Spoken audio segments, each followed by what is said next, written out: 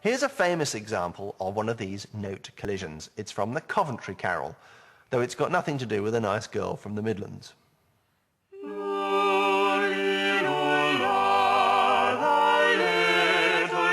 Child, bye bye, little my little tiny child, bye bye, little. This is what happens. The soprano singing the tune has to sing these two notes.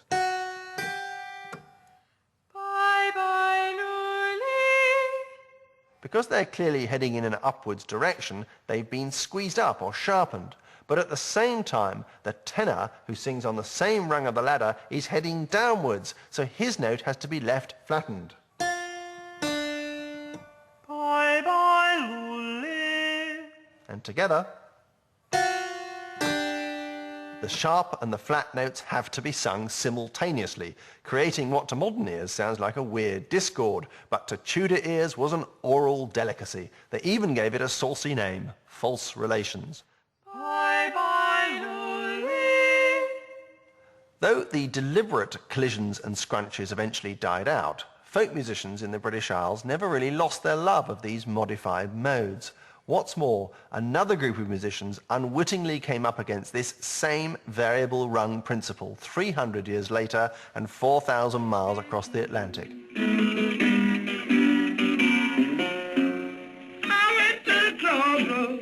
They were the early pioneers of the blues. Listen to this song by Blind Lemon Jefferson, one of the founders of the blues, in a 1926 recording of Long Lonesome Blues.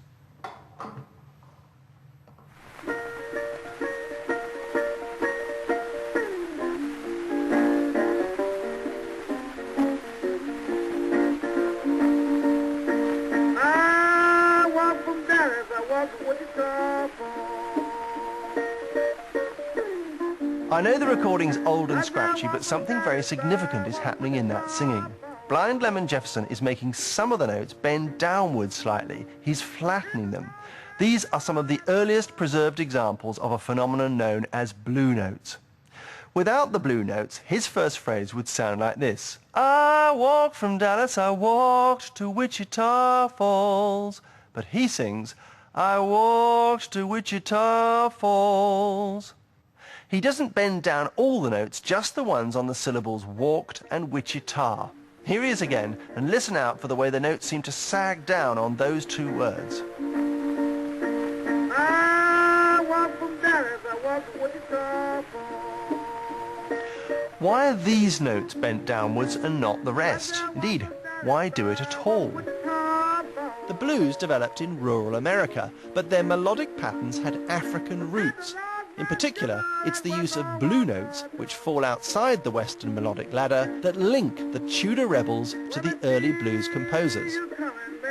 They too preferred a variable rung on their ladder, but instead of going for an either-or approach to the offending notes, they went for a bendy rung option instead.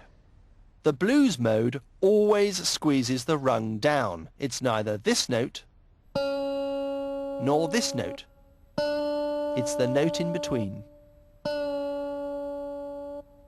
We'll be coming back to the changes in American melody brought about by blue notes, but first we'll look at the music that came in between the Tudor rebels and the blues. Classical music.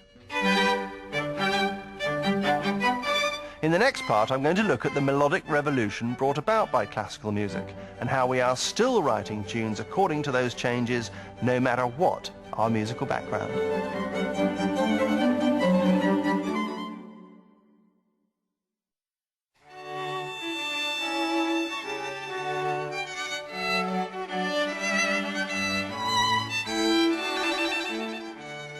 Composers in the time of Shakespeare, as we've seen, began to find the medieval modes they'd inherited increasingly inflexible. Plus, there was a kind of snobbery thing creeping into music which separated the music that toffs listened to from the songs and dances that ordinary people enjoyed.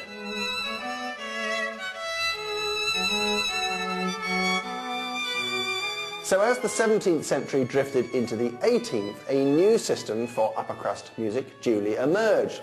Partly its job was to get rid of all those ambiguities and collisions that Tudor composers were so fond of, and partly its job was to make a system where all instruments and all singers could play together, to create a kind of standard for European music.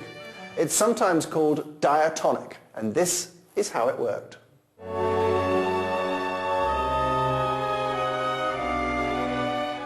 At its core lay one simple idea, to take one or two of the old modes and make them the pattern for all music.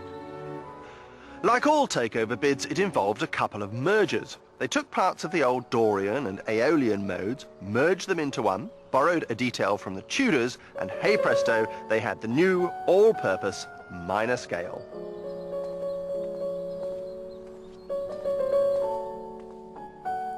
The detail they borrowed from the Tudors was that rule about sharpening or raising the penultimate note in the musical ladder if it was heading in an upward direction, just like in the Coventry Carol. The arrival of the all-purpose minor scale had two big advantages over its modal predecessors. The first was that the same arrangement of notes worked no matter what note or pitch you started your scale on. So I could start a minor scale on this note, G, or I could start it on this note, E.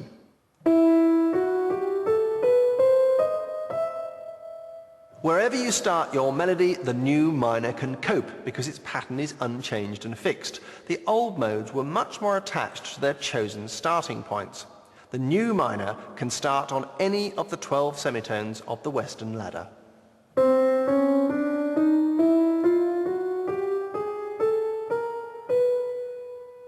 Why does this matter? Well, because in those days most of the instruments they had, keyboards, flutes, trumpets, horns, etc., could only play in certain modes. They could only play a limited number of notes. It was as if all the instruments spoke different languages that had developed separately and they couldn't easily communicate with each other or play together.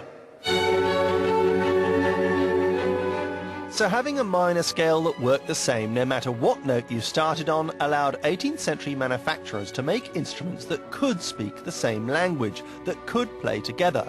This was the second big gain of the new system. But so far we've only had the sad and solemn minor scale. Happy got the major scale, which was identical to the old Ionian mode with a new name. It was rebranded. What's more, the new major scale and the new minor scale were designed to be totally compatible with each other. You could go from major to minor in the same piece of music as much as you liked. This was a great bonus. The Christmas carol God Rest You Merry Gentlemen does just that. It starts in the key of E minor, all earnest and churchy sounding. God rest you merry gentlemen, let nothing you dismay, for Jesus Christ our Saviour was born upon this day, to save us all from Satan's power when we were gone astray.